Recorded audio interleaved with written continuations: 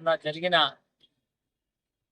స్థానిక కౌన్సిలర్ ఎన్నికల్లో మేము 23వ వార్డు తరఫు నుంచి